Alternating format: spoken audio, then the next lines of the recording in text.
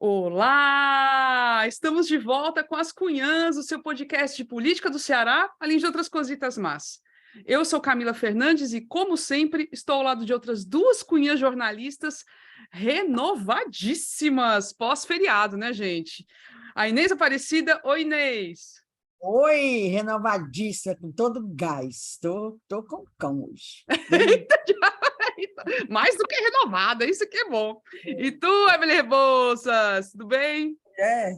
Renovado aqui mesmo, só o bronze, viu? Porque eu tô morta de cansada. Todo feriado eu me canso, que são muito intensos os feriados. Eu já tô querendo meu recesso natalino já. Venha, meu filho, para eu poder descansar de novo.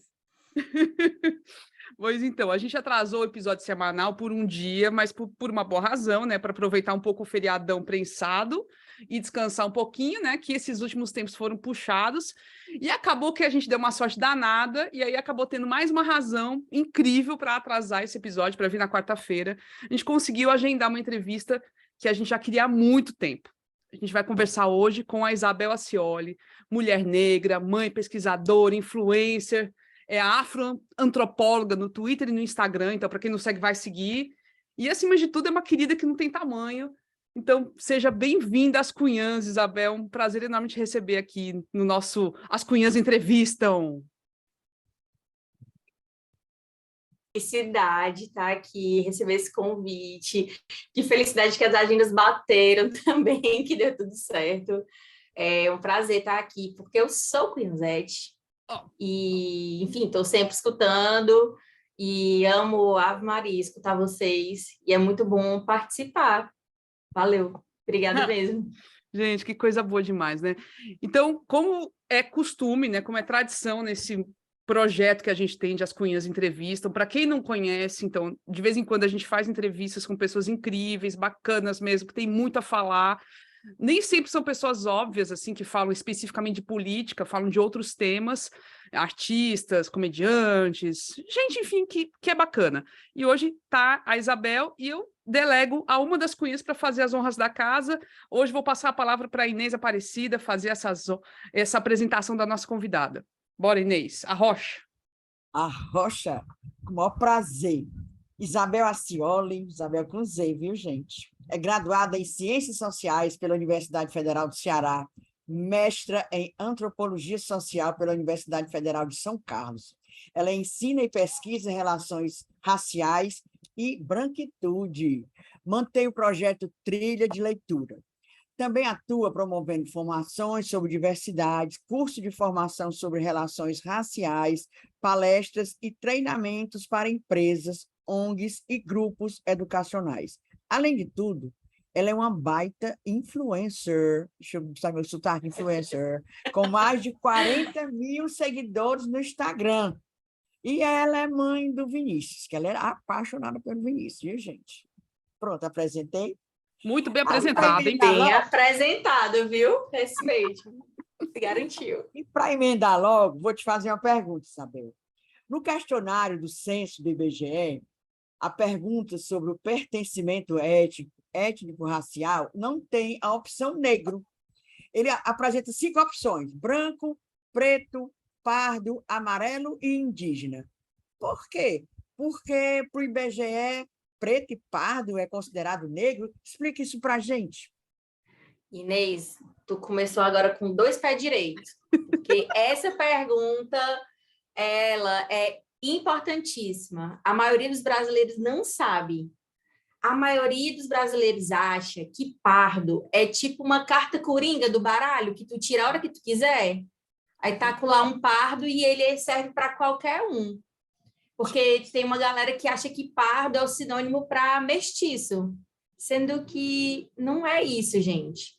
Aqui no Brasil, a gente teve esse processo todo de miscigenação, né, de incentivo mesmo do casamento, né, nem casamento, né, gente, de que homens, em sua maioria brancos, com mulheres negras e indígenas, tivessem filhos, na esperança desses filhos nascerem brancos e entre os anos, né, com o passar do tempo, isso, entre aspas, melhorasse a raça. Melhorar a raça era embranquecer o povo, diga aí.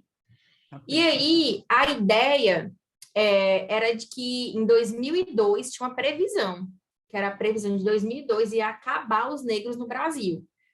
Acabar os negros no Brasil, ser extinto. Está lá no livro Genocídio do Negro Brasileiro, do Abdias Nascimento. Mas voltando para a nossa conversa aqui, o pardo, ele surge no primeiro censo, que acho que é de 1870, para designar as pessoas que eram negros libertos. Então, a ideia era essa, era uma pessoa negra, mas era uma pessoa que tinha liberdade. E aí a gente sabe que com o tempo, né, o sentido das palavras vão se transformando. E o pardo vai virar esse nome que a gente usa para falar de gente negra de pele clara.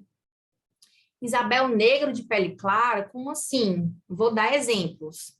Sabe quem é preto aqui no Brasil? A Isa, cantora Isa. Sabe quem é pardo? Eu identifico como pardo aqui no Brasil? A Thaís Araújo. Sério? Então, assim... eu, por exemplo, não identificaria a Thaís Araújo como parda. Mas, pois assim, tem um monte isso que é o de gente que... não é isso, porque, assim, a maioria da galera vai identificar como pardo uma pessoa negra de pele mais clara e preto uma pessoa negra de pele mais escura, mais retinta. Só que aí tem uma galera que é branca, tem um cabelo liso, que tem o nariz aflado, que é tratado socialmente como branco. O que isso quer dizer? Que tem privilégio ao longo da vida. E aí vai dizer que é pardo. Por quê? Porque meu avô era negro, meu bisavô era negro. Só que aqui no Brasil, a questão racial é tão complexa que é possível, olha só que coisa maluca que eu vou dizer agora, é possível, no Brasil, ser branco e mestiço ao mesmo tempo. Tipo, tu pode ser filho de um casal interracial, sei lá, uma mãe branca e um pai negro, e tu puxar mais a mãe, ser mais parecido com a mãe e vir com a pele branca. Você é mestiço, filho de um casal interracial, e é branco ao mesmo tempo. É muito maluco, porque essa confusão toda racial foi provocada pelo incentivo à miscigenação. Lá, quando o branco europeu veio para cá, para o Brasil, né, para fazer aquelas colônias e tal, a ideia era de melhorar a raça, que, entre aspas, né, é um grande eufemismo para a eugenia, né, para uma medida eugenista. Isso era medida de governo, galera. Isso era, tipo assim, pensado mesmo. Então, essa confusão todinha que eu estou narrando aqui é para dizer que no Brasil, pessoas negras de pele clara e pessoas negras de pele escura são divididos em pretos e pardos. E por que isso é dividido assim? Porque a gente vem de uma situação em que, eu não sei vocês, mas na minha época, eu tenho 34 anos, a gente via na TV mulher negra só na novela servindo a Helena, né? Cafezinho, dona Helena. Era só o que fazia. Os homens negros a gente via nas páginas policiais. Ou então, como humorista. Mas era um humor bem estereotipado, tipo Mussum, que era aquele homem negro irresponsável, né? Tipo, com problemas, com vícios, com álcool. Então, assim, a gente tinha vergonha de dizer negro, sabe? A gente tinha vergonha de dizer preto. Então, muitas vezes as pessoas negras se diziam pardas para não, tipo, ficar com peso mesmo daquela palavra, né? De se dizer preto. A boa notícia é que isso vem mudando, né? E que as pessoas estão cada vez mais se afirmando e tal. Inclusive, tem dado do IBGE que mostra, né? Que ao longo do tempo as pessoas negras vêm se afirmando mais negras, né? Mas é massa começar com essa pergunta, porque a gente tem que saber qual é o nosso lugar, né? Nessa hierarquia racial, nessa bagunça racial que a gente vive. E quando uma pessoa branca se diz parda, principalmente em formulários oficiais, cara, ela pode estar cometendo uma fraude, né? E ela nem se toca. Ela está fazendo isso, às vezes, por desconhecimento, né? Tem dois casos, o cara que frauda cota, né? É o cara que frauda porque ele não sabe, e tem um cara que frauda porque é um filho da mãe mesmo e quer tomar a vaga de alguém. Exato. Então, gente, para facilitar as coisas, para resumir, negro é o somatório de pretos e pardos. Então, toda vez que eu vou, por exemplo, oferecer um curso, no formulário eu coloco negro preto e negro pardo, para a galera já aprender desde o formulário, né? Tipo, já saber qual que é. E isso aconteceu, essa junção de preto e pardo se formar negro aconteceu lá nos anos 70, porque começaram a observar essa questão, né, da vergonha de se dizer preto e tal, e aí as pessoas falavam pardo, e também porque os indicadores sociais são muito parecidos. Se tu comparar indicador social de, por exemplo, moradia, educação, saúde, qualquer coisa, comparar preto e pardo, desmembrado, né? Preto e pardo, tu vai ver que a diferença é pouquíssima ou nenhuma. Então, esse grupo social tem uma unidade de condição de vida, né? Então, não é só também a cor da pele ser mais clara ou mais escura, mas tem uma unidade aí em condições sociais mesmo, sabe? É complexo Isabel, demais, porque ainda tem essa segunda camada, né? Ai, Não é gente, só olha, se eu cor da parar de pele, estudar não um é só cor da dia... pele. Não é só os traços, né, que chamam traços negroides, não é só isso. Tem a camada das condições de vida, do tipo de contexto em que a pessoa está inserida. É muito complexo, Jesus. Muito complexo. Aí, Evelyn, isso pode falar, Isabel, perdão.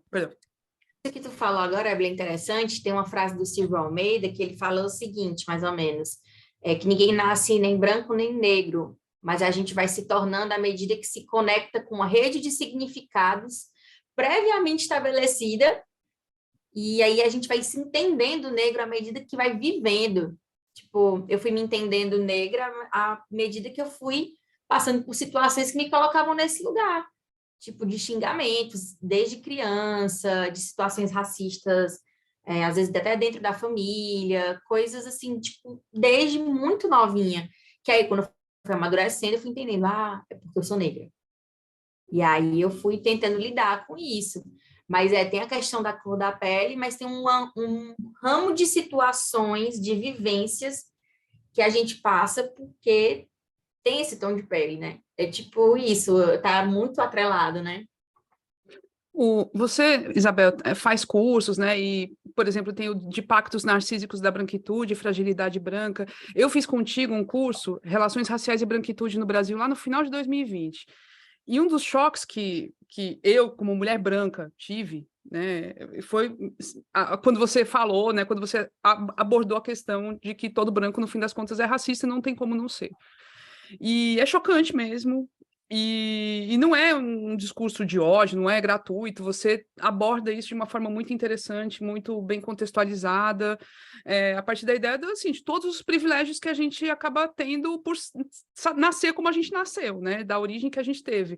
E eu até eu quero até recomendar também, fora os cursos da Isabel, que são fantásticos, gente, são online, acessíveis e tudo.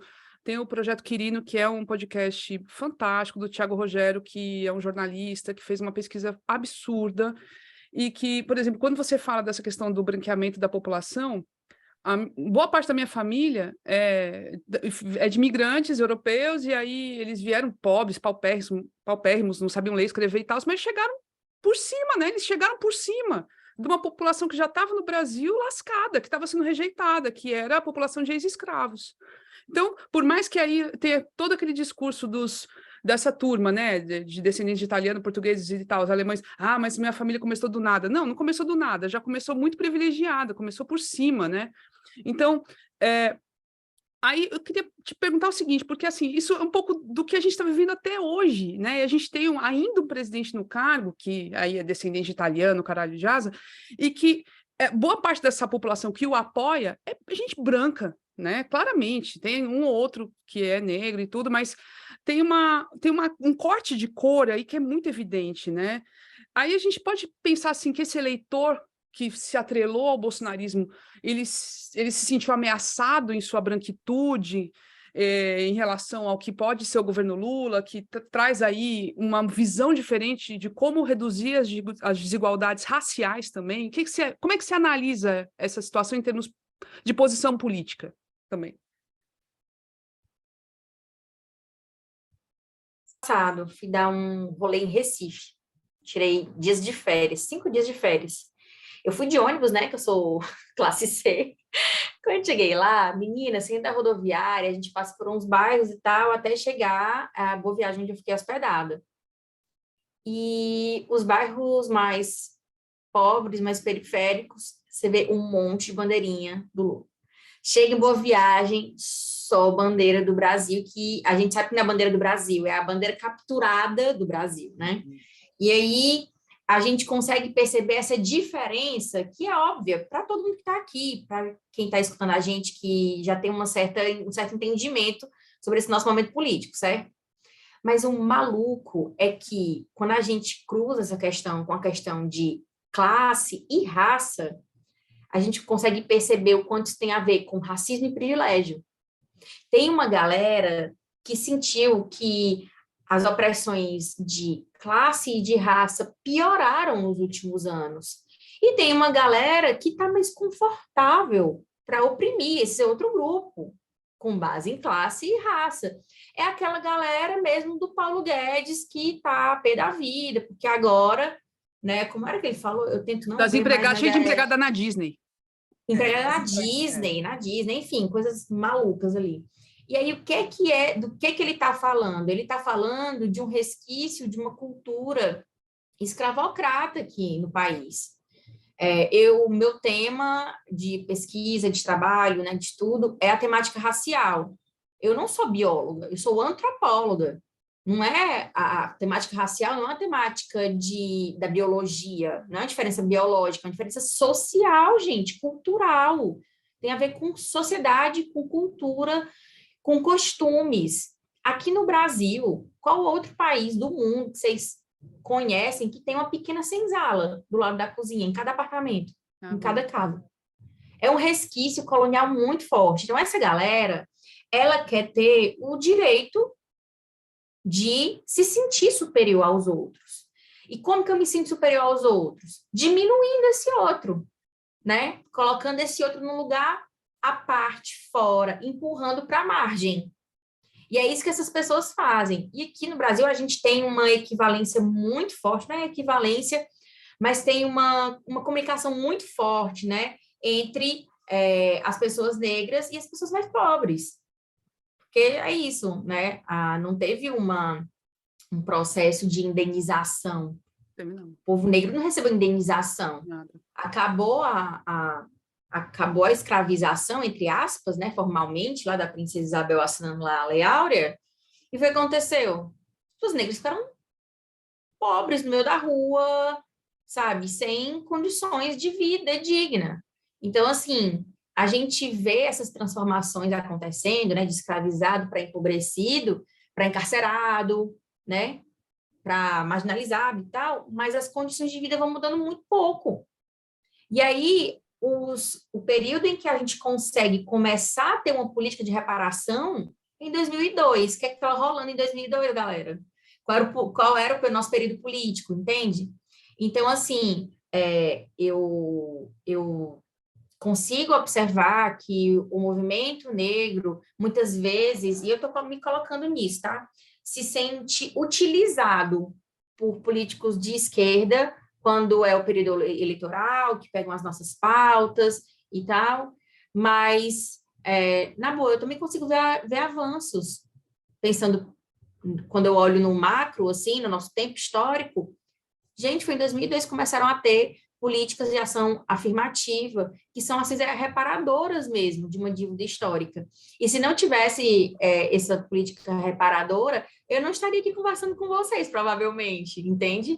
Sim. Eu teria provavelmente continuado, sei lá, sendo recepcionista de concessionária de veículo, que era o que eu fazia antes de estudar, de entrar na universidade. Então, assim, a gente observa uma certa equivalência nisso. E essa galera branca tem muito medo de histórias que são de ascensão, como a minha e como de várias outras pessoas negras que entraram na universidade, que se qualificaram. E não é só uma história de ascensão porque agora a gente tem trabalho, é uma história de ascensão porque a gente agora tem autonomia. Isso assusta essa galera, entende? Porque agora nós somos 56% da população brasileira, né? As pessoas negras já são maioria numérica. Uhum. Imagina essa galera toda com consciência racial. Então, os brancos têm medo disso, entendeu? Os brancos têm medo que a gente tenha essa consciência racial e exija o que é nosso por direito, né? E eu acho que essa elite é branca, tem um sobrenome estranho, né? Gosta de falar sobre as suas origens europeias, que se orgulham muito dessas origens, de dizer assim, eu sou diferente de você, porque eu não sou dessa terra, olha a minha origem. Ou então o próprio fato de saber a origem. Sim. De saber essa origem, gente, isso é um privilégio do caralho. E a galera nem se toca, entendeu? Sim. Tipo, quando eu estava em São Paulo fazendo mestrado, o povo perguntava para mim, né? Do Acioli, aí eu falava, né? Que é do meu pai. Dizem que tem origem italiana. E o Feitosa, que é meu sobrenome do meio, que é o da minha mãe. Aí me perguntavam, e eu não sei que minha mãe é do Juazeiro. Parou aí, é o que eu sei. Menina, é lá do sítio Gavião, lá do Juazeiro, é isso. Então, essa galera tem medo que gente como eu, e como várias outras mulheres negras, furem essa bolha e mexam em coisas que eles acham que pertencem só a eles. Repara que nos últimos anos teve, por exemplo, começou a ganhar força um descrédito da universidade pública. Ah, total, mulher. Claro. Por quê? É bagunça, pessoas negras entrando. Porque tá... Aí antes não tinha nada disso. Antes a universidade, nossa, intelectuais, não sei o quê. E agora é tipo, esse lugar que fuma maconha. Esse antro. Meu povo. Orgia sexual, tudo enquanto, né? Essa cadeira eu não peguei, não. Eu também estou querendo saber até hoje. Eu queria saber, Gente, conhecer. E quando não é isso, né, você tem um ministro que tem a cara de pau, né, de dizer que a universidade não é para todo mundo. Ou você tem um processo de desqualificação, ou você tem uma reivindicação, né, explícita de que a universidade não é para todo mundo. Isabel, eu vou aproveitar aqui uma fala tua e vou fazer uma pergunta que não estava no nosso roteiro, peço licença para as meninas, porque eu fiquei curiosa quando a Camila falou um ponto do teu curso de que todo branco, no fim das contas, é racista. E eu fico pensando, assim, isso é uma coisa que assusta muito, né? Nós, brancos, porque, assim, eu sou racista? Não, eu não sou, não. Não, o que eu fiz foi racista de jeito nenhum. E eu queria que você falasse um pouco sobre sobre a importância de naturalizar essa premissa, né? E de que a gente precisa aceitar essa premissa para poder começar a combatê-la. Eu queria que tu falasse um pouco sobre isso, e como tu percebe, porque, tipo assim, para algumas pessoas, só é racista aquela pessoa que aponta o dedo na cara de uma pessoa negra e discrimina de forma explícita, né? Não consegue perceber as sutilezas do racismo. Fala um pouco sobre isso, por favor, eu acho que é bem importante dos nossos ouvintes escutarem. Perfeito, Evelyn. É bem interessante quando eu estou dando aula e eu falo assim, gente, olha, o próximo tema que eu vou trazer aqui vai acionar a fragilidade branca de vocês. Vocês vão ficar com vontade de chorar, vocês vão ficar com vontade de ir embora, vocês vão com vontade de me bater, vocês vão ficar com vontade de gritar, vocês vão ficar com vontade sabe, me xingar na internet, vocês vão ficar com vontade de ir no Twitter e falar mal de mim. Mas antes de vocês fazerem isso tudo, deixa eu falar o que é que eu tenho para dizer. É incrível, porque as reações são sempre essas. Não existe, Evelyn, um fora da estrutura social. Se você é um indivíduo que vive em sociedade, você está dentro da estrutura social. Você está dentro dessa coisa aqui que a gente vive, certo? Quando eu digo que o racismo é estrutural, o que eu estou querendo dizer é que ele organiza a sociedade brasileira há séculos, desde sempre, desde que o primeiro português botou seu pezinho branco nessas terras, ele já se achava superior e achava que o povo que estava aqui deveria ser colonizado. Então, assim, o racismo está no Brasil desde o dia zero, né? Então, você foi educado, socializado, você aprendeu a viver, adquirir os hábitos culturais deste país. Querendo ou não, você foi educado para achar natural ir nos bairros mais ricos de Fortaleza e na Beira-Mar, visitar um amigo seu que mora no condomínio na Beira-Mar e só ter gente branca. Você acha natural, você não acha estranho quando você vai nos bairros mais periféricos de Fortaleza, com IDH menor, e só tem gente negra. Você não acha esquisito. Então, quando a gente está falando sobre todas as pessoas brancas serem racistas, eu não estou falando aqui sobre um julgamento moral, todos os brancos são maus. Não é sobre isso. É sobre todas as pessoas brancas estão sendo beneficiadas por viver em uma sociedade de supremacia branca, que beneficia essas pessoas. E mesmo as pessoas brancas que têm consciência de que existe racismo aqui neste país, a gente que está aqui, as pessoas que estão ouvindo a gente, provavelmente têm esse entendimento, eles sabem que racismo existe. Sei lá, se ela vai no mercado, segurança do mercado não vai seguir ela. Mesmo que ela seja super consciente, alguns privilégios ela vai sempre colher, porque é sobre a sociedade e não sobre a gente enquanto indivíduo. Só que as pessoas brancas geralmente têm um ego branco muito frágil. E se eu digo isso, ela está mais preocupada em entender, ela está mais preocupada em se defender do que entender a minha ideia. Isso mostra o que ela considera importante. Ela considera importante proteger os próprios privilégios, ou a imagem que ela tem de si mesma, ou a imagem que ela acha que eu deveria ter dela, né? Então, essa história aqui não é sobre indivíduos, sobre algo que você fez, alguém fez, não é sobre isso. É sobre estrutura social. É fato. Está na estatística. Qualquer estatística que você procurar, sabe? Saúde, moradia, educação, acesso a bens de consumo, renda, empregabilidade. Nossa, o que você for procurar, pessoas brancas estão no topo.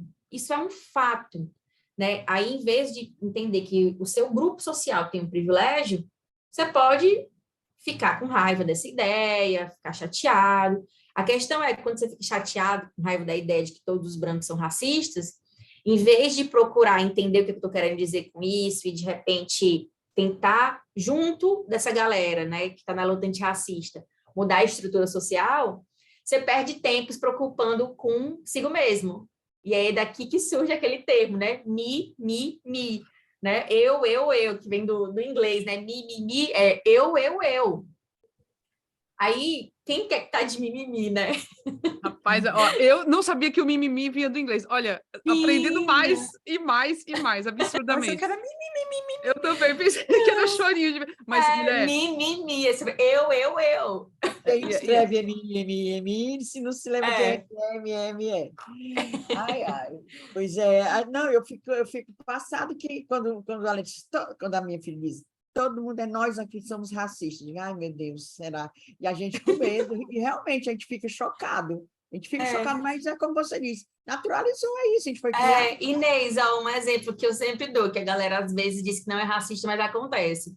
Você tá andando na rua, tá? Aí vem uma pessoa negra na sua direção, e aí, às vezes, acontece de, inconscientemente, assim, a pessoa vai e segura a bolsa com mais força.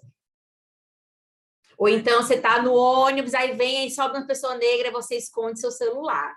Por quê, meu bem, né? Às vezes a gente faz isso sem se tocar, sem perceber de quem é que é considerado, por exemplo, inimigo comum, quem é que é colocado como lugar de perigoso, né? E às vezes eu falo isso, a galera fica assim, mas isso acontece com você?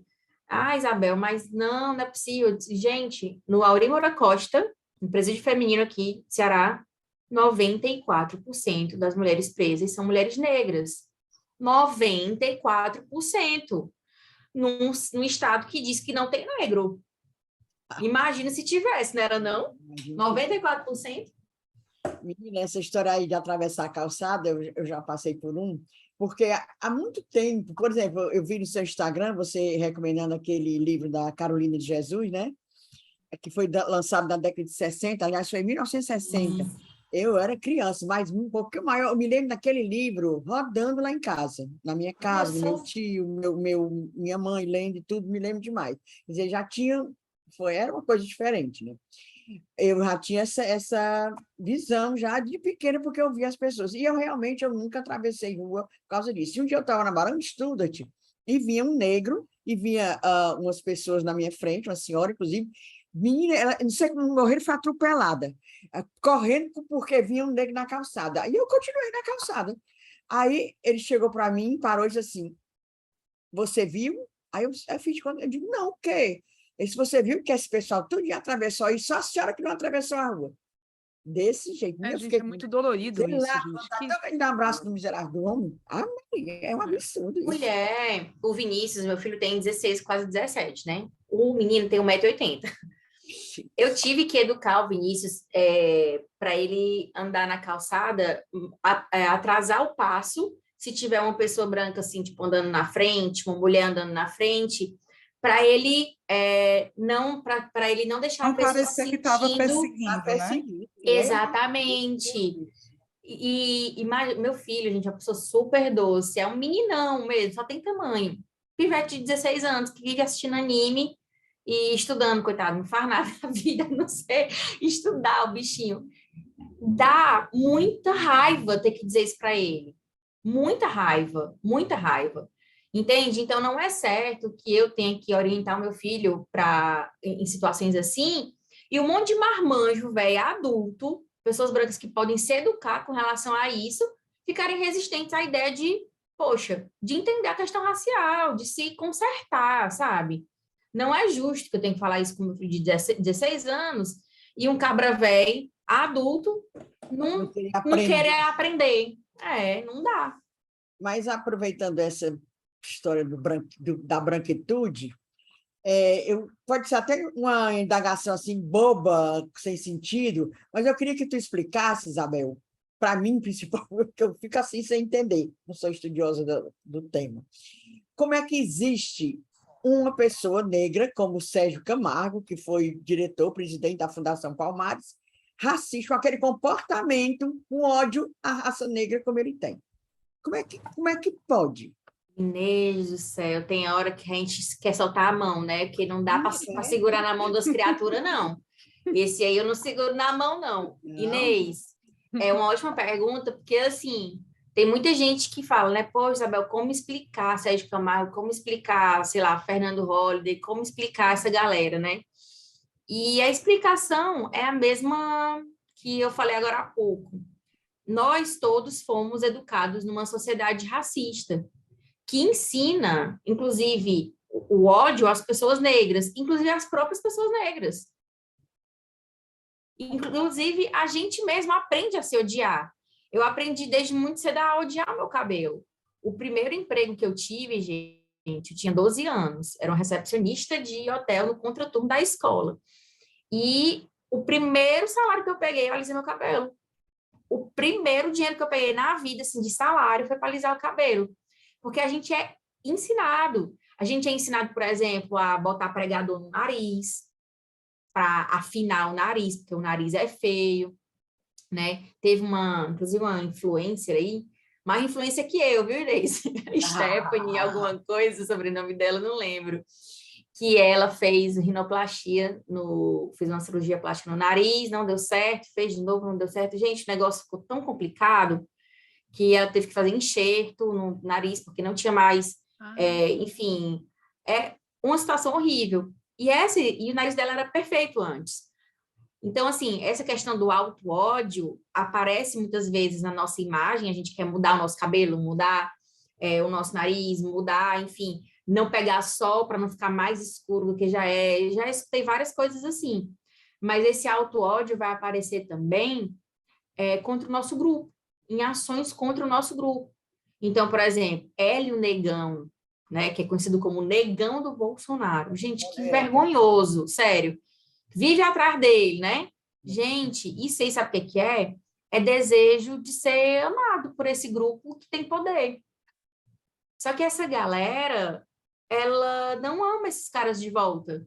É tanto que... Vocês lembram de um caso de um homem negro que foi cotado para ser ministro da Educação? Sim. E aí descobriram que ele tinha um monte de coisa falsa no Lattes. Decotele, eu acho, né? Decotele, era uma coisa assim, Evelyn. Mulher...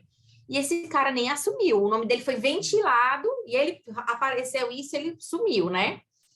E a Damares também tem. A Damares tem um suposto mestrado aí Tinha aquele do meio ambiente também, aquele desgraçado. Mentira, o currículo dela todo é mentiroso. Exatamente, só que quando é gente branca cometendo esses erros, eles toleram. Quando é com pessoas negras, eles não toleram. Então, assim, só para vocês verem como é dois pesos, duas medidas, sabe? Às vezes, pessoas negras fingem compartilhar, ou até mesmo tentam compartilhar valores com esses grupos de elite, opressores, bem, como o caso bolsonarista, para se sentir aceito. Só que, no final das contas, não é aceito. Não é, entendeu? É um tiro no pé, é cuspir para cima, vai cair na sua testa. Aí tem uma coisa que sempre me falam, né? Isabel, então quer dizer que ele é racista? Uhum. Então, analisando mesmo na ponta do lápis, né, na teoria, olhando bem, ele não é racista, ele reproduz o racismo, do mesmo jeito que mulher não é machista, reproduz o machismo que ela sofre. Ele não é racista porque ele não tem vantagens quando o grupo dos brancos, né, se fortalece. Ele continua fora. Ele é só um alienado mesmo. Um alienado pra caramba.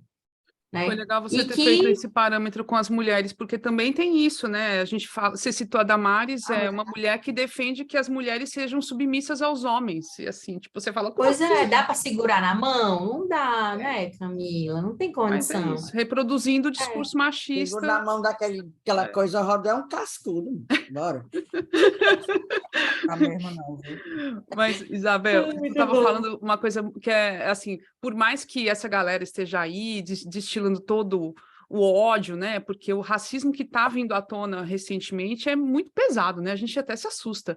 Tem o outro lado da história que são os avanços que você citou, né? Então, e na política, né? Se a gente pensar, teve alguns avanços, tipo inclusão de cotas raciais, e de uma certa forma está pegando bem ser negro ou pardo, né? E a gente viu o caso que aconteceu lá na Bahia, que virou até meme, foi muito engraçado, inclusive o ACM Neto, que já tinha colocado em eleições, numa eleição passada. O ACM Negão. O ACM Negão. Ficou muito engraçado. ACM Brown. Aí, o ACM Negão. E aqui no Ceará teve a história da Daiane do Capitão, que assim, ela se coloca como parda, ela pode até, enfim, se reconhecer como parda, mas ela não é necessariamente uma figura que tenha tido uma atuação junto à população negra, enfim, ela não é uma bandeira dela, e ela utilizou isso, o Capitão mesmo falou, uma mulher parda ou negra, enfim, ele usou isso em alguns momentos. E aí eu queria que você falasse um pouco assim, o que você acha disso, assim? Porque é contraditório, né? Então, de um certo modo, tá na moda. Mas a galera também tá usando e quer... Mulher, tá na moda até entrar o recurso, né, do fundo eleitoral. Pois Depois que o exatamente. recurso do fundo eleitoral entra, essa galera desvira. E é interessante aqui dizer, gente, que assim, começou essa ideia de fraudador de cota e tal, ela ganhou força nos últimos anos, porque começou a ter políticas de ações afirmativas, como, por exemplo, essa do fundo eleitoral, de ter recurso, né? Tem a questão das universidades, dos concursos públicos, e aí as pessoas brancas, começaram a ter essa afroconveniência. Quando é conveniente, aí eu taco lá o parda, né? A Daiane do Capitão Parda. Quando não é mais conveniente, aí eu já não tenho mais nada a ver. E aí lembra até de uma pergunta que a Bela fez agora há pouco. Gente, não é só se autoafirmar, não, tá? O seu grupo social tem que te reconhecer de volta. Então, não é só dizer que é uma pessoa negra, uma pessoa indígena, uma pessoa quilombola. Não é assim, não. Certo? Você tem que entender que essa questão racial é uma questão social. Não é só se autoafirmar e achar que isso vale e pronto, acabou-se. Não é assim. Então, tem um processo seletivo, acho que agora mestrado e doutorado na UFC, na sociologia. Eles usam a autodeclaração racial, mas eles pedem também um memorial para a pessoa contar por que a história dela, né? Como que a história dela com o grupo social que ela diz que pertence, se vincula. Porque, como eu disse, legal, não é só dizer... Pois não é só dizer que é negro. Ser uma pessoa negra te coloca em uma série de situações ao longo da vida. Me conta da tua vida. Legal. É isso. Então, assim, quando candidatos colocam que são negros, né, pretos ou pardos, só para ganhar recurso e não se mostram conectados com o movimento negro ou com histórias de vida realmente, né, que são histórias de vida que a gente sabe que são compartilhadas, porque é incrível se eu começar a falar aqui sobre escola, sobre a minha entrada na universidade, sobre como foi lidar com professores brancos. As pessoas negras que estiverem escutando vão se identificar. Se for uma mulher negra começar a falar sobre cabelo, vai se identificar. Então, a gente tem uma história pessoal, mas é uma história social também, que se conecta com o meu grupo. Aí vem uma criatura dessa, diz que é pardo, quando é conveniente, e depois vai-se embora, né? Eu quero saber se agora que o ACM perdeu, ele está lá na porta do movimento negro lá de Salvador. Não, e tu vê, Opa, o vô dele, o ACM, o velho, né? E a mãe do ACM Neto é loura. E, tipo, toda a vida dele branca, e agora aí ele surge todo morenão. Pardo. É muita cara de pau, gente. Ainda muita bem cara que de foi pau. pego, né? E aqui teve uns casos também, né? Não vou lembrar, não citar o nome de todos, não, mas eu lembro de uma galerinha aí que disse que era pardo, que era negro. Acho que eu vi até uma apuração muito boa do Ceará Crioulo. Foi. Acho que era a mudança de identificação, Foi. né, Isabel? Pois Eram é, uns uma brancos mudança que de viraram identificação. pardos, menino, uma Foi. mudança. Como é que é isso, gente, hein? Transpardo, como é? Não entendi. Não sei. Como é? Não sei, não. Então, assim, Uma eleição você é branco, no outro você é negro, no outro você é pardo. Gente, Depende da conveniência, como ela está Afroconveniência. Afroconveniência. pronto, você é afro preto, quando você é branco. convém. Quando não convém, tchau. E o foda, gente, é isso. Se fosse uma pessoa que tivesse, assim, engajada ali, preocupada, mas é sempre só mesmo com fins de aproveitamento mesmo, entendeu? Mesmo, grosso. Oportunismo, é verdade. Ou então, assim, porque eu quero. Tem gente que volta assim, mas é porque agora eu me identifico como parda. Aí essa é uma mina que quer colocar trança.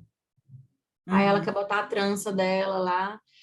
Para quem está escutando a gente, eu gosto sempre de dar exemplo assim, de música, de artistas, para as pessoas entenderem de quem que a gente está falando também.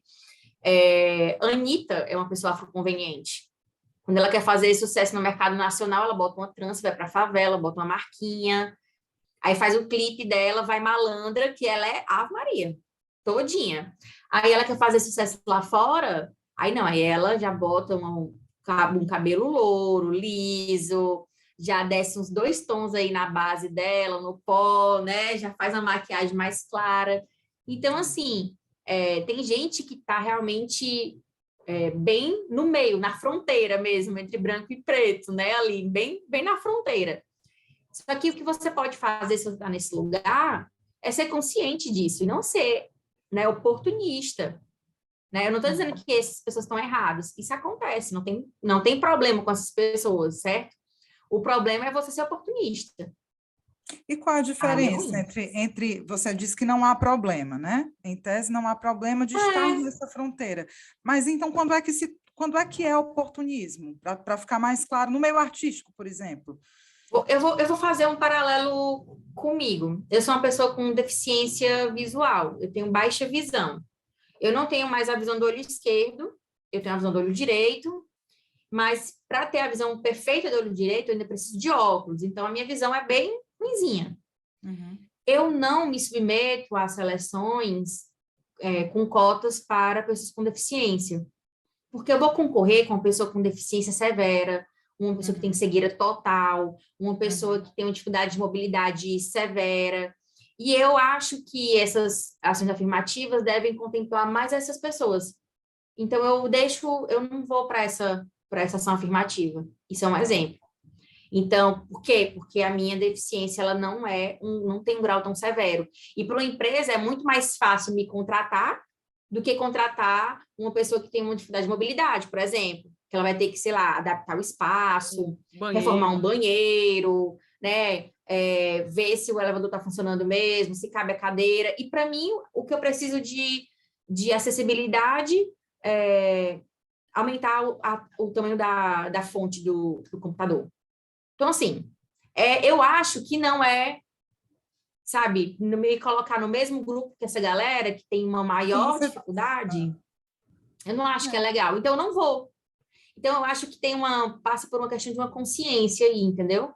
Se eu sou uma pessoa negra de pele clara, tão clara que em alguns momentos eu nem sou vista como negra, se em alguns momentos eu sou vista como branca e as pessoas brancas me aceitam nos espaços, será mesmo se eu vou concorrer ali nas ações afirmativas, nas cotas, contra uma pessoa que é negra retinta e que às vezes tem dificuldade para tudo na vida, para andar na rua, para, sei lá, pegar um ônibus, para dar sinal para o motorista do ônibus e o motorista passa reto, tá entendendo? Então, assim, se é uma pessoa que ela é vista como branca em alguns lugares, aí, poxa, será se você deveria fazer isso? E aí passa por uma questão de consciência. E assim, eu não quero demonizar essas pessoas, certo? Elas são produto dessa miscigenação que foi incentivada aqui no Brasil. Elas são fruto mesmo desse estupro colonial que foi incentivado aqui no Brasil, gente. É isso. Esse homem, um monte de homem branco europeu que veio para cá, ele veio para ficar com essas mulheres negras e indígenas para clarear o povo brasileiro. Então, assim, essas pessoas, elas são um efeito disso, elas sofrem por isso. Eu já encontrei com muitas pessoas, muitos alunos meus passam por situações assim, que querem se entender no mundo e não conseguem. Causa sofrimento mesmo. Só que aí você pode fazer o seguinte, você pode entender que você tem esse lugar, essa passabilidade, né, de certa forma, ou você pode se aproveitar disso. Aí o problema é quando tentam se aproveitar. Sim. Entendeu? Aí a conveniência. Quando é conveniente, eu vou. Quando é conveniente, não vou. Isso é que é Isabel, ruim. só pegando aqui, voltando um pouco para a questão mais político-partidária, o governo Lula eleito, né? E aí você teve, durante a campanha, e com o próprio perfil do governo mesmo, todo um compromisso com pluralidade, diversidade e tal no governo. Mas o governo ainda nem começou e já começam a vir algumas críticas, né, relacionadas à subrepresentação de negros na transição, né, de nordestinos também, né, tem uma galera predominantemente ali do Sudeste. Eu queria, assim, você está acompanhando, como é que você está vendo a montagem da equipe de transição?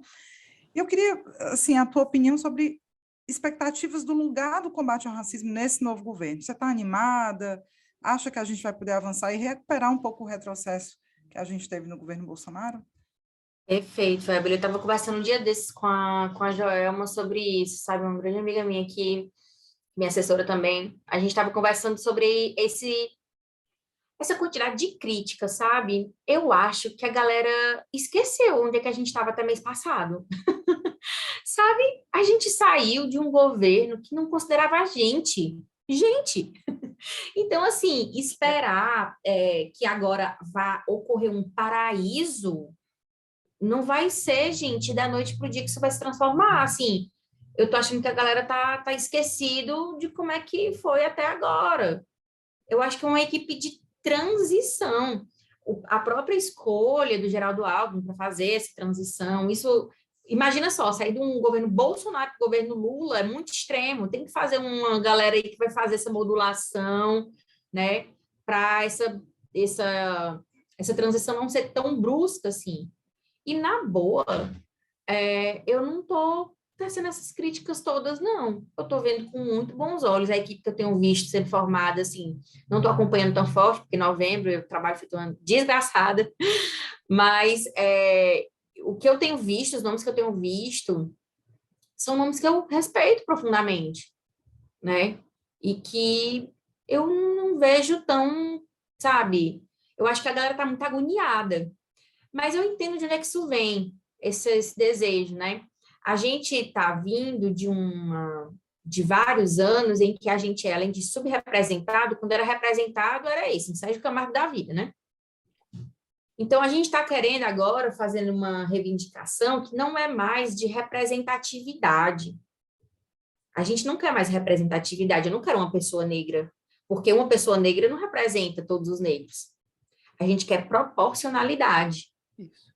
Né, para ter um governo realmente com cara de Brasil. Isso. Mas, gente, eu estou achando que as pessoas estão querendo isso num estalar de dedos e eu estou mais moderada, assim, eu não estou nessa vibe de querer que, sabe, num toque de mágica as coisas se transformem de ontem para hoje, não. Não acho que vai ser assim. E eu acho que é bom que seja um processo. Eu acho que é bom que seja um processo, que não seja uma mudança de impacto, assim, maior. Essa opinião é uma opinião polêmica, né? Mas eu acho que um processo mesmo é mais prudente até, sabe? Prudente mesmo. Olha onde é que a gente estava. Meu povo, acorda, sabe?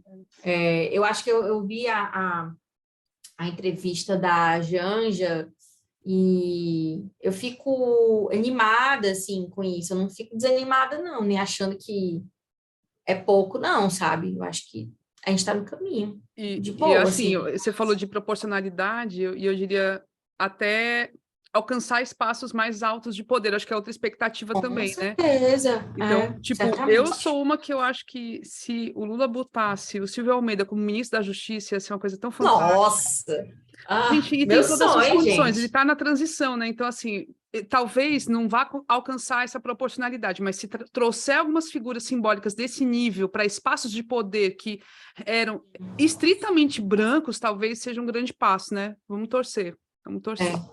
E assim, a proporcionalidade mesmo, assim, pelo menos tentar ela, né? Não Isso, focar na representatividade, porque assim, a gente tem um exemplo da representatividade também, que era o Joaquim Barbosa. isso. Só que ele foi É, capturado como, olha, tem até um negro que conseguiu, É, você também consegue. Acorde 4 horas da manhã em vez de 5, né? Então, assim, a gente não quer mais representatividade, a gente quer proporcionalidade. legal. Só que isso, gente, não vem da noite para o dia. A não. gente tá muito afoito, menino, muito afoito, mulher, para essa mudança. É porque foi muito Calma, meu povo. sofrimento, mulher, de 4, aí a pessoa quer que esse É, negócio quer acontece, logo se saiu do esbaldar, buraco, gente, aí calma, fica vai dar assim, se certo. esbaldando. Ô, Isabel, eu vejo suas redes sociais, você usa muito, tem conteúdo antirracista direto, né? Aí eu pergunto, tem retorno nessas suas publicações? Você acha que tem um retorno positivo? Você enxerga assim que as pessoas realmente estão abrindo os olhos? E também queria saber, você fala no projeto Trilha de Leitura. Você fala muito, parece que da É. questões de livros, de autores negros e tal. É isso que eu quero saber. Se suas redes sociais, que falam tanto, falam tanto de racismo, se tem assim um retorno bom, você Não, sente, Inês, atinge. quando eu comecei mesmo, tipo, a usar minhas redes sociais para essa questão, foi lá em maio de 2020. Eu tinha 1.000 seguidores, meus amigos, gente estudou comigo, gente da minha família, galera de perto mesmo, né? Eu tinha 1.000 seguidores em maio de 2020. A gente está em novembro de 2022, eu tenho 41 mil. É, subiu Alguém está 40 mil. interessado em ouvir essa conversa. Alguém está Sim. interessado em ouvir essa conversa. Um bocado E eu de tenho gente. tido trocas, tem uma galera que tá vindo aqui. Sim. E eu acho, gente, que eu tive muitas boas conversas com as pessoas nas redes sociais. Dando aula, assim, online, já tive alunas de, tipo, 14 até 72 anos, assim, tipo, de vários lugares do mundo, não só do Brasil, assim, gente de fora. E eu tenho tido boas conversas de gente que começou a se entender racialmente, de entender a própria família, relacionamentos amorosos, que a gente está falando aqui de raça, parece que eu estou falando, né, de questão social, muito macro, estatística e tal, mas no final das contas, toda aula minha sempre tem alguém falando de como ela se sente, de situações que ela passou, da família dela. Então, a gente sempre traz muito para o eu. E essas pessoas têm sido legal, sabe? Eu tive há um tempo atrás uma aluna, uma mulher branca, que é casada com um homem branco, e eles estavam na fila para serem adotados, né? E aí eles foram escolhidos por duas meninas negras. Eles foram pais de duas meninas negras. E aí, eles já estavam se preparando nessa gestação, né, que é a fila de adoção, tipo, lendo sobre famílias interraciais, procurando livros infantis sobre a questão racial, sabe? Preparando o terreno para receber essas crianças.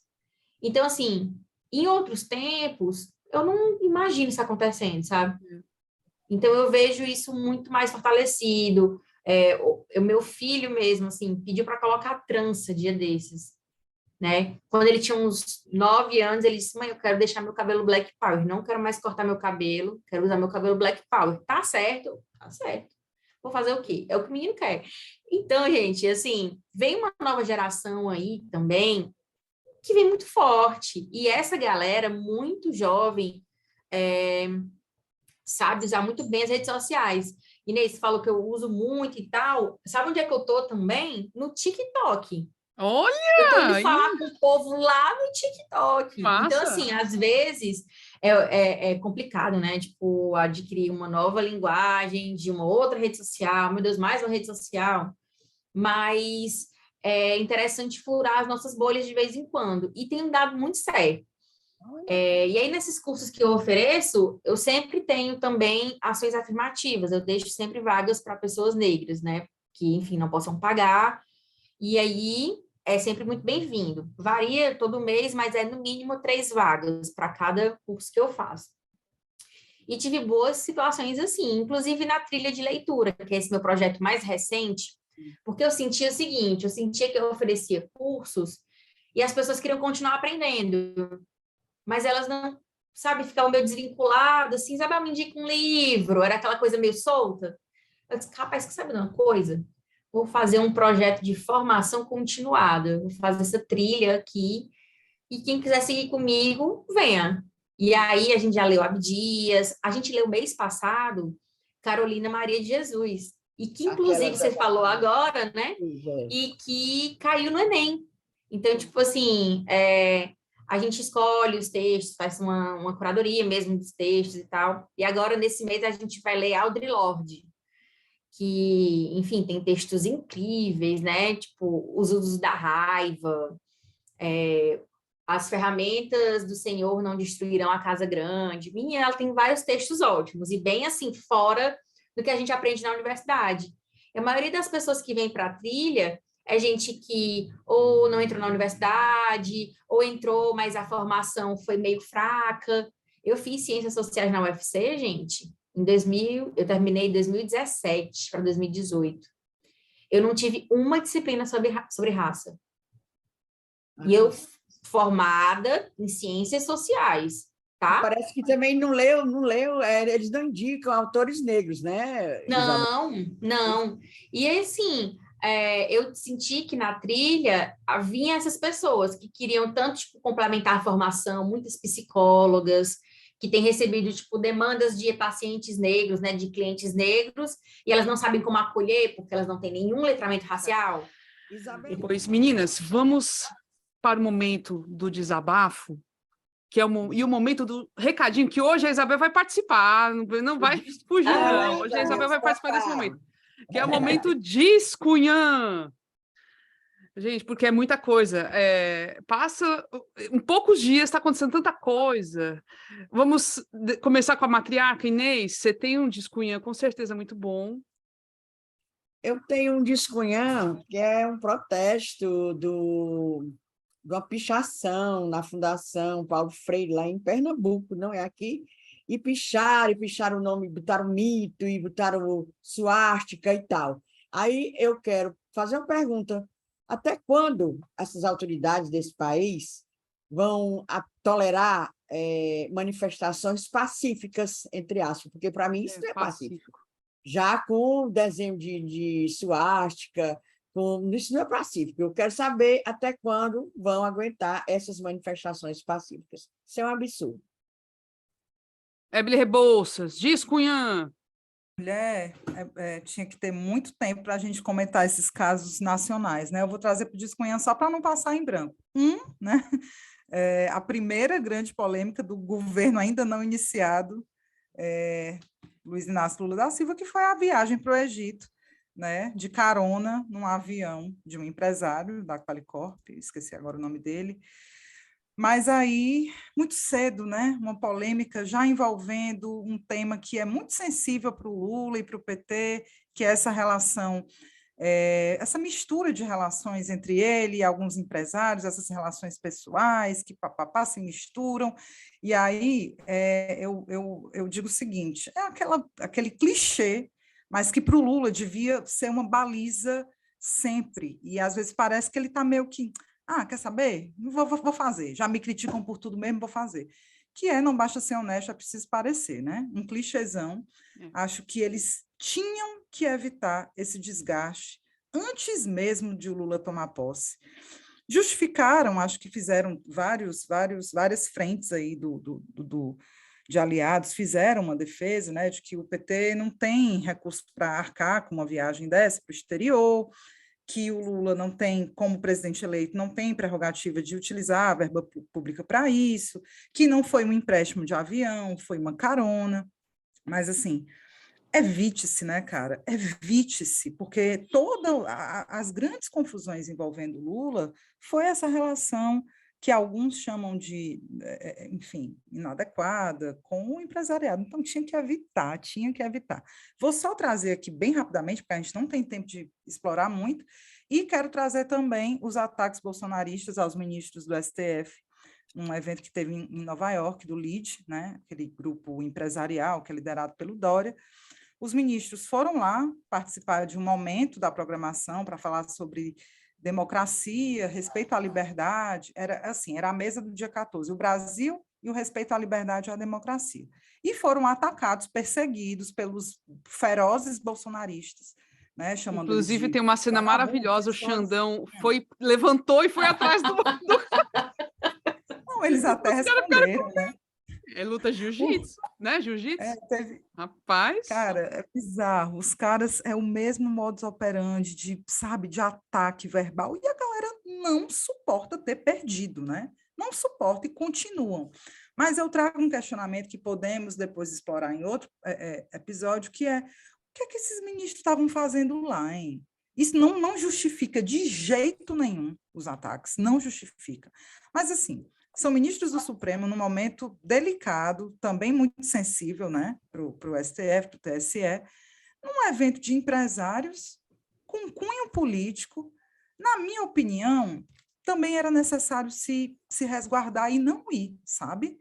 Não ir, porque o tempo todo, e aí eu até conversei com a Grazi um pouco sobre isso, para saber se fazia sentido esse meu questionamento, e ela falou: essa é a pergunta de $1 milhão, a Grazi Albuquerque, né? Que é nossa, está sempre com a gente, pesquisadora de mídia e justiça, uma autoridade sobre o assunto.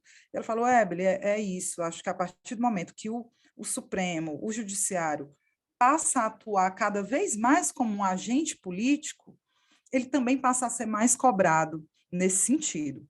Por mais que alguns defendam que, era uma mesa, era um momento da programação para falar sobre respeito à liberdade e à democracia. Faria sentido eles estarem lá. Mas num momento tão sensível para o Supremo, para o Judiciário, eles estarem envolvidos num evento que é muito político, é muito ligado ao empresariado de um determinado espectro, né, ideológico, é um questionamento que eu queria trazer no meu Discunha também, para a gente refletir, certo? Porque, ao mesmo tempo, é importante que esses caras saiam dos seus castelos, né? Por muito tempo, o Judiciário foi acusado de ficar encastelado, não falar, não prestar conta, mas, assim, qual é o limite disso? Então, esse é o meu Discunhã. Muito bem, agora, doutora Isabel, Discunhã. Maria. Ai, gente, estou me sentindo uma privilegiada de poder dizer o meu Discunhã aqui, mas meu Discunhã é repleto de raiva, de ódio, porque aconteceu o caso de racismo isolado, número 1 milhão, né? Contra uma mulher negra numa loja Renner, no shopping Madureira, no Rio de Janeiro. Ela foi abordada por uma funcionária da loja, uma mulher branca, dizendo que ela tinha roubado, furtado. E aí, a peça que a pessoa branca lá, que a mulher branca disse que ela tinha furtado, na verdade, nem da Renner era, nem da loja era, né? Então, assim, fica aí a minha indignação e o meu pedido de reflexão para, inclusive, nós, pessoas negras. Olha onde é que a gente deixa o nosso dinheiro, né?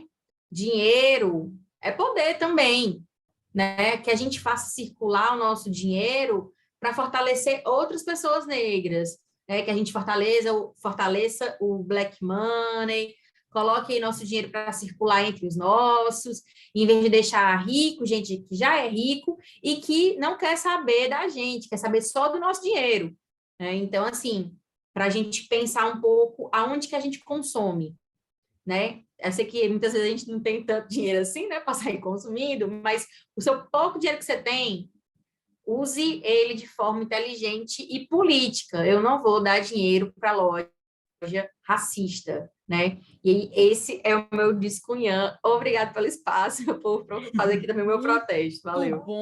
Muito bom. Também fiquei horrorizada com aquilo, foi triste. Segundo a loja, fez uma nota dizendo que botou aquela funcionária para fora. A mulher agrediu mesmo a moça lá, negra. E eles sempre falam assim, essa é da a opinião, loja, essa opinião é da funcionária, não da loja. Só que, gente, eles são orientados, né? A gente sabe que isso é orientação. Claro. São orientados, e isso tem que... E é assim, eu acho corretíssimo esse boicote, e pessoas, eu acho que vale a pena, quem puder deixar de comprar nesses lugares, vale muito a pena, porque aí eles começam a adotar medidas antirracistas e tal, e, enfim... Tem que tomar uma atitude, né? Porque pega mal. Tem que sentir alguma coisa, é isso. A gente tem que... mesmo que não faça um estrago no bolso deles, né? Porque ser racista é lucrativo, mas, sabe, para a gente sentir que a gente não compactua com essas coisas, sabe? Para a gente se fortalecer a nossa própria coerência, sabe, galera? Eu acho que é importante mesmo. O meu discunhã... Eu tenho dois, na verdade. São discunhãs de ouvintes. Vou trazer o primeiro, que é da Lu Pinheiro, que sugeriu para a gente falar da 4ª dose da vacina da Covid, que muita gente não tomou e a Covid está voltando. Essa vacina que está disponibilizada aqui no Brasil, ela ainda não cobre bem as novas variantes que estão circulando, mas, bem ou mal, tomar a vacina pega a Covid de uma maneira mais fraca. Então, é importante estar imunizado e estar com essa dose mais recente. Então, quem não foi tomar vacina, vá tomar, vá atrás. E, assim, o governo Bolsonaro, vou te falar, né? Ainda é o governo, até o final de dezembro. Pois é. E não trouxe as vacinas atualizadas. Está se fazendo de doido. Fora ele não trabalhar mais, que ele não trabalha, o Bolsonaro, mas ninguém mais trabalha. Trabalhou 24 minutos outro dia, marcado no relógio. Oh, meu Deus, estou sendo injusta. Você é louca, ele trabalhou. Largou de mão. E aí, eu tô dando graças a Deus que ele parou de trabalhar, gente. Ele trabalha ainda pior. Vamos deixar ele de férias aí, mesmo é melhor. Mas, assim, vai atrasar a compra das vacinas, né? Aí é foda. O governo Lula vai ter que entrar, assim, 1º de janeiro, já ir atrás dessas vacinas atualizadas, correndo, porque é triste. E nos Estados Unidos eles estão correndo bastante com a vacinação, já adiantando bem, e a gente aqui tudo parado, sabe? É fogo. E aí o segundo discunhã foi a Denise, que ela tem o @QDenise lá no Twitter, e ela reclamou da dificuldade de usar o pagamento via QR Code nos ônibus de Fortaleza. E por coincidência, outro dia eu tive que usar também, eu estava sem o cartão e fui usar e não consegui. Então é um sistema que não está funcionando bem. Cadê? Quer dizer, eu ia perguntar, cadê o prefeito? Mas aqui também a cidade está meio abandonada. Mas aí é mais o de ônibus, né? Bora resolver esse negócio aí que é complicado, né? Diz que tem, mas está faltando, né? Então é a mesma coisa que não ter, né? Agora, além do discunhã, a gente também tem um momento aqui de cheiros e indicações. E aí, eu quero fazer a primeira indicação, gente, que essa semana, até dia 20, está tendo a Bienal do Livro, com uma programação super extensa, bacana e tal, e tem várias atividades, aí entre as atividades que tem, por exemplo, a Deidiane Piaf, que é a personagem maravilhosa do Denis Lacerda, é a Deidiane Piaf para crianças, então tem várias sessões da Deidiane. Maravilhoso. Que ideia, perfeito. Não, vai ser perfeito. Ele disse que é para todas as idades, então é só ir lá e vai se divertir. Aí também tem lá... Rei dos baixinhos. O rei dos baixinhos. A rainha, né, a Deidiane. Aí tem o stand da Guarderia, que é uma lojinha de bottoms, quadrinhos, ímãs de geladeira, né, do Alan Nascimento, que é nosso ouvinte maravilhoso, então tá lá também. Então quem for na Bienal pode conferir, ver as coisinhas que eles têm lindas. E no dia 20, que encerra, tem um colóquio para quem gosta de psicanálise, né, discussões mais, assim, que são bem amplas, enfim, que não são só relacionadas ao indivíduo, ao eu, mas realmente tem até um aspecto político dessas discussões. É um colóquio chamado Utopias de Brasil, que vai das 9 à 1 da tarde, no Mezanino 1, vai ter filme, palestras, enfim, para quem tiver afim, depois a gente bota aí no nosso perfil também, uma divulgaçãozinha, tal, do que a galera tá passando, é legal demais, viu?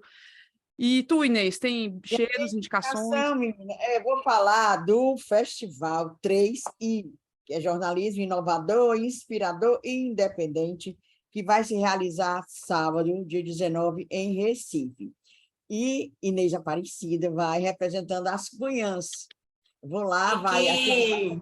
Aqui do Ceará vão nós, do podcast As Cunhãs, o Luan Alencar, do Budejo.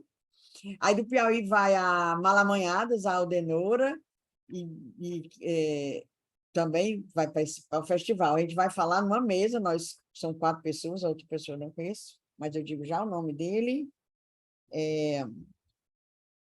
Sim, aí a gente vai falar, o outro é o Celso Ishigami, certo? Ele também vai falar sobre o ano do podcast no Brasil, como é que a gente... cada um vai falar como é que produz o seu podcast, como é que começou, papapá. Vai ser em Recife, sábado. Vai ser o dia inteiro lá e eu vou representando as queridas Cunhãs, as outras duas. É chique demais. Só não vai de jatinho, né, Inês? Mas vai... Beleza, vai de avião de carreira mesmo, é a vida, né? Não vou eu tenho amigo com jatinho. Eu não tenho amigo com jatinho assim como ninguém. Gente, uma carona para essa moça, por favor. Tem não. E tu, Emily Rebouças? Pois é. Não cheiros? Preparei, não.